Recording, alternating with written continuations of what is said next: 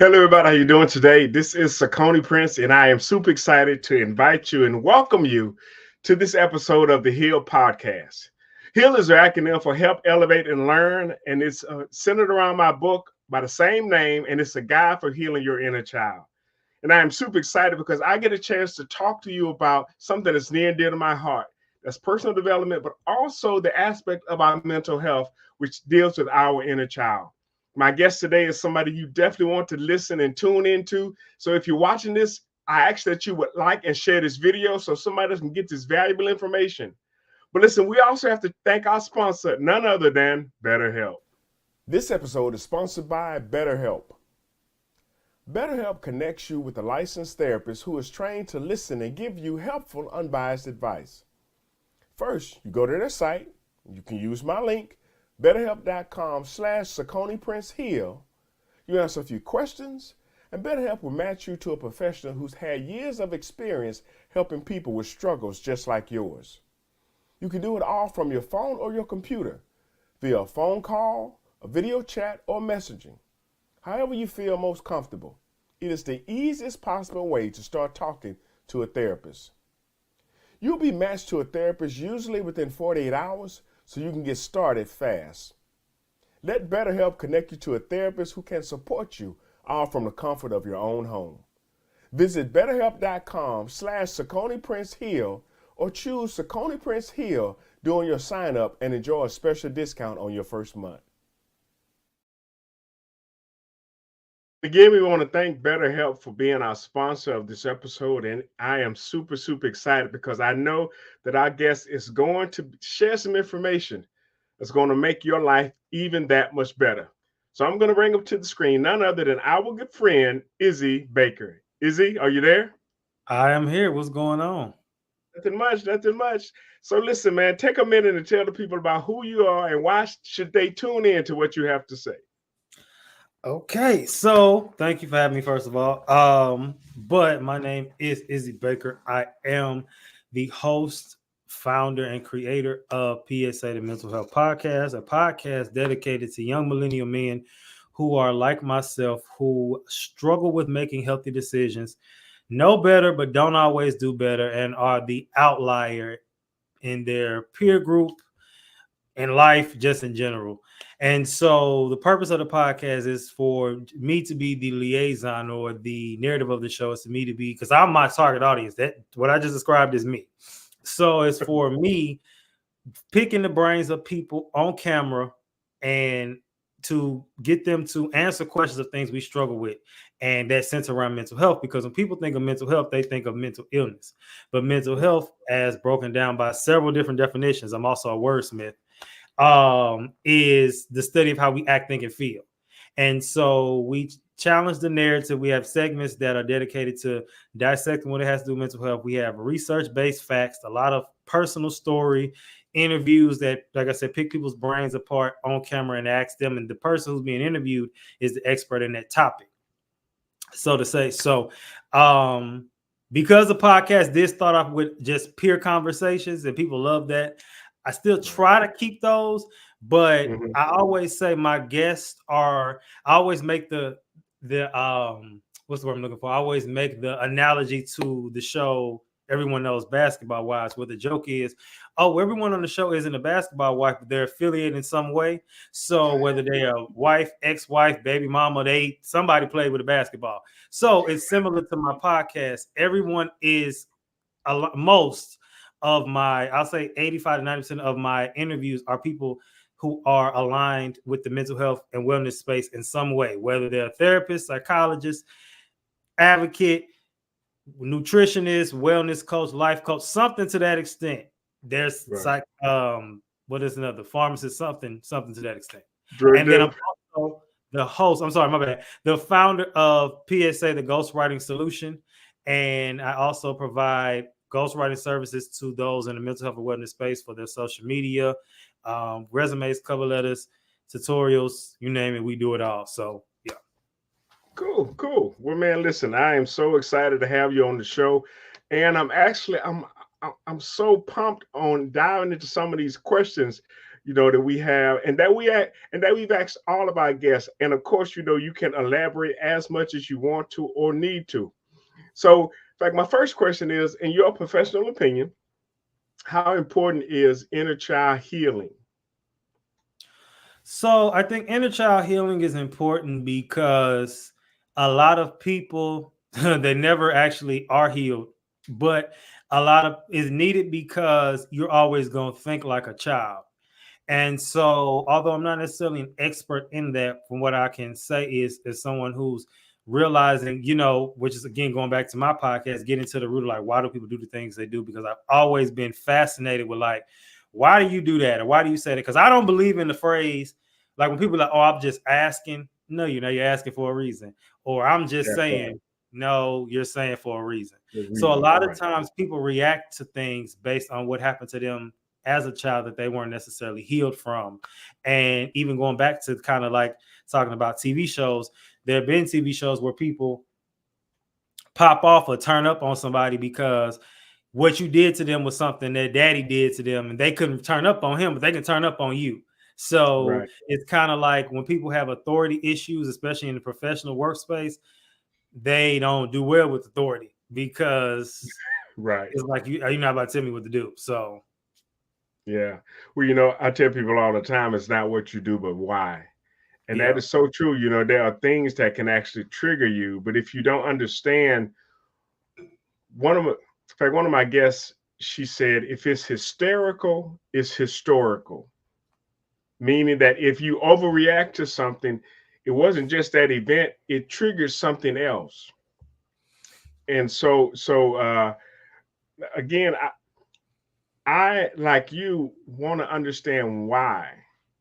Why are we doing what it is doing? And I have noticed that we ask questions of everybody else, but rarely do we ask questions of ourselves. And right, so, really, honestly, in fact, that's how I got started on my own personal development journey. I had a relationship when I was in college in Atlanta. The relationship went south, and instead of me blaming her and talking about her and making it all her fault, I started asking questions about me. I started asking me questions. And that's what started my personal development journey. But as I've gone on it and as I've worked through it, I have also understood that there are things from my childhood that still show up, and things that I have to be conscious and aware of, and even come to the point to where you can in fact develop proper coping mechanisms, healthy coping mechanisms for them. So in your opinion, in fact, when should somebody start inner child work? Well, I mean, if they can get therapy, do that. Like I said, most people don't realize that, and I've said this on the podcast before, and I've actually had some people on my show say it, like a lot of these jobs nowadays cover therapy and the fees, especially I know education does for sure, especially in Texas. Uh, when I got therapy twice, the first time when I was in college through the school for free because it was in the fees, and the second time was through the school that I worked at for free because it was in the fees. So Right. I think that that's the first step. But the other step is I think people can just be aware and start to kind of do some, start being an inspector. I love Tiffany Montgomery. One thing she said is that she's a root inspector and going back to her family and asking, Mm, okay, who has this issue? Who's going to the oldest person living and just start doing research and talking to people about what's going on, because a lot of things are generational curses for real. right. And some things are psychological, but they started off spiritual. So we don't know that. We'll know because you look up and you'll find out you thinking you're the only one struggling with something. It happened to the whole side of your family. You didn't know they struggle with something. Like I know for a fact, my daddy's side of the family, they hold grudges bad. Like they'll die mad at you. And Wow. for real, they will. And so I know that that's a stronghold on that side of the family. You know what I Right. mean? And that's even been something I've been overcoming because it will be one thing about me is I don't like that I hold grudges, but I will hold one. And I don't like that. And I'm very aware. So I've been working through that these last few weeks and I've seen a lot of progress. So yeah, but I think those are the first steps for sure. Well, I do want to applaud you for taking those steps, to actually work on yourself. And it's not just enough for us to have these conversations and talk about what needs to be done, and like, we're not doing the work ourselves. So again, I want to applaud you because there are so many people, they don't want to own up to their own struggles, their own challenges, and their own issues. And Right. so again, thank you for being transparent and actually sharing that. So how do you think trauma shows up in life and in relationships? I mean, with that one, it's pretty self-explanatory. You see how you handle stuff. And Yeah. like I said before, like you keep dating the same person, you keep having the same type of friends. Even, something I learned with me recently. So I've been on a sobriety journey. I wasn't an alcoholic, but I decided I felt led to put alcohol down. And so I'm doing Yeah. a 60-day cleanse. And now 30 days in, and I've done a 30-day one before, but now I'm doing 60. And so much has been revealed to me during this fast or cleanse, I guess you could say. And one thing that stood out to me was realizing some issues that I've had with different friends. And it's a certain type of people that I get into it with. And I've learned, and I'm trying to get to what is it about me, because I've learned I've had different friends throughout the years where they'll be mad at me about something and they act like they're over it, and then they'll try to like tit for tat with me later on, and the situation will come up later, and I'm like, you still on that? And I thought you was over that. And then you'll call me the grudge holder, but you the one holding the grudge. So the simple term or simple thing you could say is, oh, they just don't like you, which probably is the case, because sometimes you can realize you don't like somebody. It's been times I've been friends with people and look back like, I don't think I really like them. um so I think that with that, as just learning, like when you get those signs, to kind of move around or try to address it, but you can't address it with somebody who don't want to address it. So if you're not married to them, I think you can kind of just pull back. And the great thing I believe about God is he allows us to see signs, because there was always signs. You just ignored them because, as the saying goes, them red flags look like Six Flags, and now you think you at a carnival when the signs was there. You just ignored them. And one thing about me, because if you think about it, every time you look back on something, you was like, you always remember this, and this later. You just ignored it. So Right. yeah, Yeah. So yeah, it does show up. And see, the thing about it is, and I think we also need to be clear on it, because you have two people, you have two different types of trauma, yours and theirs. And if you are acknowledging yours and they're not acknowledging theirs, that becomes problematic. And it's one thing to acknowledge it, it's another thing to work on it. Because I know a lot of people, they'll just say, well, yes, I have this issue. Okay. What are you doing with the issue? Are you just asking for a tissue for your issue? Or are you working on it? You know what I'm saying? right. So we have to be intentional on where we are versus where we want to be. So, what do you believe is the biggest obstacle when it comes to inner child healing? Acknowledgement, and it's just that simple. Acknowledgement, not realizing that that's what it is. And yeah. Yeah, yeah. That's true. And again, it's hard for people to admit that they have an issue or a problem. And sometimes they think that people are going to think less of them or that something's wrong with them. And that's not necessarily the case. But, and I heard Dr. Phil say this, and he quoted somebody else, but he said, you can't fix what you won't face. And Right. so we have to be willing to face it. We have to be willing to acknowledge it and then face it. So yeah, that's one of the biggest obstacles with people admitting that they have something that needs work. Yeah. So do you believe that people can do inner child therapy or healing on their own? Well, if you consider, well, when you say on your own, I think that if you're partnering with God, I believe that's the own you need to do. I think that you do need some type of therapy. Like I said, I'm not a professional, I'm an advocate. So Right. I think that, and I'm actually an unconventional advocate. So, but I believe that you need to get some type of therapy as you can. That's, I feel like, it's the first step, getting some type of professional help, seeking some professional help. Right. Um, Books can do a lot. And and it's also how you feel led. I feel like, because sometimes there are situations where God healed people and they didn't go to any therapy, but then it's some Right. people who got closer with God and did therapy at the same time. So I think you need to seek God first on that. Like I said, I'm not the expert, but I definitely can know I am the expert at telling people call on God for real.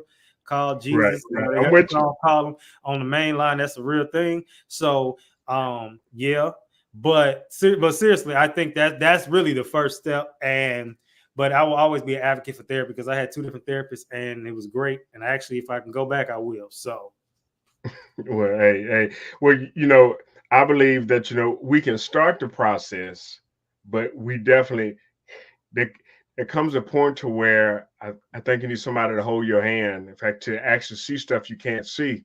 And I think it was in fact Les Brown to say you can't see the picture when you're in the frame. And having that kind of objective analysis of your situation, of your behavior, of your life, I think can help identify stuff that you may not have thought of.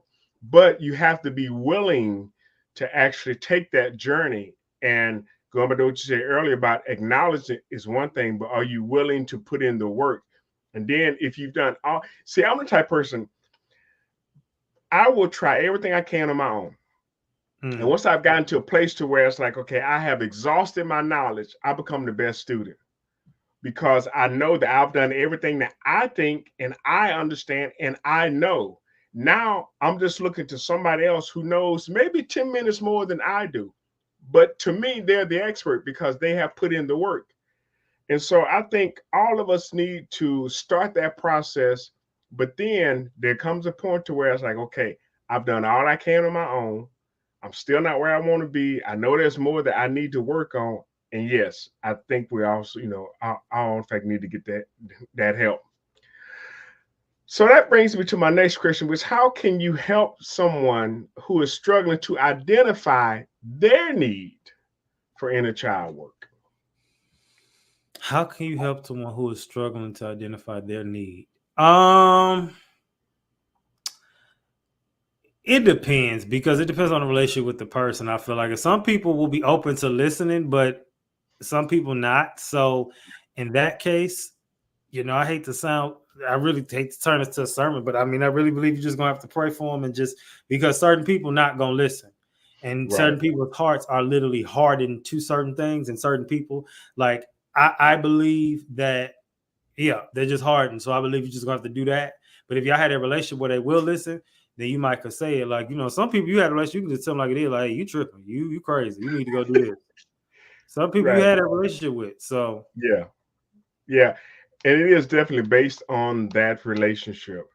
I remember asking, and I didn't kind of qualify the question. And I asked this one person, and they were like, well, you don't. But then I was like, well, but if I know them well enough, if we have built that level of rapport, and I can come to them and, help them. And I think about the scripture, faithful are the wounds of a friend. A friend. I'm a friend to you. So if I check you on something, or if I call you on something, or try to hold you accountable, it's because I care about you. Now, if I don't know you, if I just met you, who am I to say? I may think you have, but I don't know. But if we've developed a relationship, especially over years, I think that at that has kind of earned me the right to be able to, to kind of step to you in love now, you yeah, know, and really try to help you because honestly, I would want somebody to do that for me, you yeah. know. Uh so yeah, it definitely in fact depends on the in fact relationship. So in that case, and this is the last question, but it says how can people start the conversation about inner child trauma?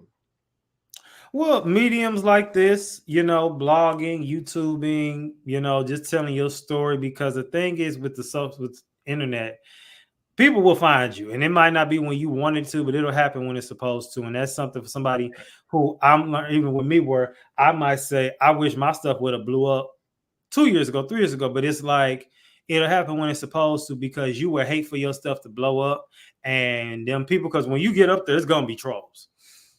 And them trolls come and you can't handle that. Like they didn't got you to the point where you didn't turned off your comments and locked videos because now they didn't hurt your feelings so bad. And Right. I think that that's the case. Some people, you just need to enjoy the process and just, you'll find your community. Of course, it's always like this community is a community for everything, and that's a good and bad thing, because there's some some stuff going on. But it's a community for everybody. So you can find your tribe somewhere. I hate that phrase, but yeah. So excuse me, talking about it, having a conversation about it, and normalizing it. That's definitely one thing I want to do. And I'm so glad to have excuse me. I'm so glad to have you on, because most of the individuals I've had on my show, in fact, most of the therapists, in fact, most of these psychologists have been Black females. And I'm grateful and thankful for all of them.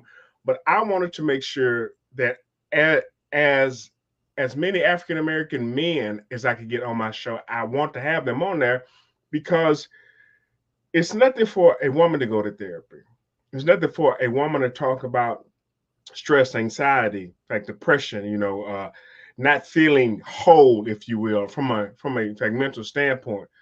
But for men, it's harder for us to open up like that. So that's why I wanted to make sure that we had individuals like yourself and even me that are willing to talk about struggles and challenges that, so that it can become commonplace, and to where it's not such a taboo issue. And so I definitely, again, am grateful for having you on. And listen, I do have to run this commercial one more time, but after we come back, I want to allow you a chance to tell people how they can listen to your podcast, how they can follow you, and also hear any last comments. So let's listen to our commercial from our sponsor, BetterHelp. This episode is sponsored by BetterHelp. BetterHelp connects you with a licensed therapist who is trained to listen and give you helpful, unbiased advice. First, you go to their site. You can use my link, betterhelp.com/SaconiPrinceHeal. You answer a few questions, and BetterHelp will match you to a professional who's had years of experience helping people with struggles just like yours. You can do it all from your phone or your computer, via a phone call, a video chat, or messaging. However you feel most comfortable. It is the easiest possible way to start talking to a therapist. You'll be matched to a therapist usually within 48 hours, so you can get started fast. Let BetterHelp connect you to a therapist who can support you, all from the comfort of your own home. Visit betterhelp.com/SaconiPrinceHeal or choose Saconi Prince Heal during your sign up and enjoy a special discount on your first month. And again, we want to thank BetterHelp for being a sponsor of this episode. And I can't say thank you enough to our guest today, Izzy Baker. And Izzy, if somebody wanted to listen to your podcast, if they wanted to follow you on social media, how would they do that? So you can go to anywhere, any Instagram, TikTok, PSA the Mental Health Podcast. Also, you can keep up with me on my YouTube channel at _Izzy Bake Oven, as well as TikTok and Instagram at _Izzy Bake Oven. And because on the YouTube channel captures also the podcast, but it also captures my vlog, which is called, the theme of the vlog is called In and Out the Office with Izzy Baker, which shows my life as an entrepreneur and what I do in between podcasting, ghostwriting, traveling, all that stuff. And it's like a whole narrative with that as well. It's kind of like a TV show, so you should check that out too. And then the podcast can be seen on YouTube, but it also can be heard anywhere you stream a podcast. So Apple Podcasts, Spotify, iHeartRadio, Spreaker, Deezer, all that good stuff. Anywhere you can listen to a podcast, you'll find it. Okay, cool. Well, in fact, with that being said, do you have any final words for our audience? No, just tune in each and every week for PSA. We are now, this week, we will be dropping the 5th episode of the As a Man series. I do a mid-season series every year. And this mid-season series is called the As a Man series, which pokes fun at the jokes that have come out in the last year or two about how women will make fun of men and be like, well, as a man, why are you doing this? And as a man, why are you doing that? So we have now on track 5, because it's going to be 6 tracks. It's marketed like an EP. And so this week's track 5 is As a Man, Why Are You Easily Offended? So track 4, excuse me. It's track 4. So As a Man, Why Are You Easily Offended? So we'll be going through that with my different segments, and yeah. Okay. All right. Cool. Well, man, again, thank you for taking the time out of your busy schedule to be on our podcast. And we are super excited to actually share this with our audience. And for those of you who haven't done so already, you can follow us on YouTube, you can follow us on Instagram, you can follow us on TikTok, and you can listen to the podcast on iHeartRadio as well as Spotify or anywhere you listen to podcasts. And with that being said, we'll talk to you later. Bye.